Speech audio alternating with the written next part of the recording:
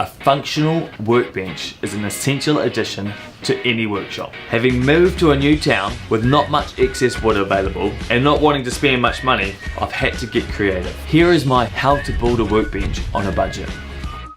Building a workbench from scratch doesn't get much easier than this. Visiting our local recycling centre, I purchased 3 second-hand doors for $20 each. On top of this, you'll need fixing screws, timber glue, and a couple of short timber offcuts. The tools required are a circular saw, a drill, and preferably a straight edge and clamps.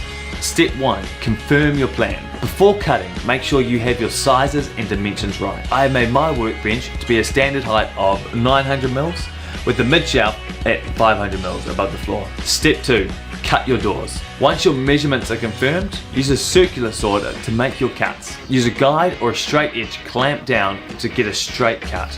Of your 3 doors, the first will remain uncut as your workbench top. The second door will be cut in half to become the sides. The third door will be cut in half lengthwise to become the mid-shelf and the vertical bracing. In this workbench, I have shortened the mid-shelf and the vertical bracing by 100mm to allow an overhang at each end. This makes it easier to pick up and move the workbench if needed. Step 3.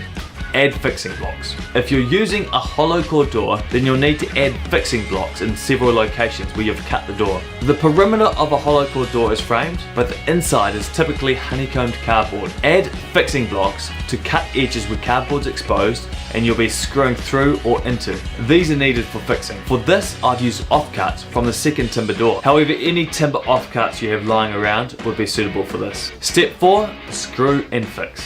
Start with screwing the mid-shelf and the back together. Next, screw the sides to your mid-shelf. Next, add on the 2 sides to your mid-shelf and back. With hollow core doors, you will be screwing through the hollow part of the sides to fix the mid-shelf. Use a large washer, or better yet, a strip of timber to ensure screws don't get pulled through the door. Finally, screw the bench top into the formed base. Make sure you screw through the perimeter of the bench top to make sure you hit the framing and not the cardboard when you screw down. That's all there is to it. I hope you found this useful. For more how-tos and renovation advice, subscribe to our YouTube channel or check us out at pearsonandprojects.com. Thanks for watching.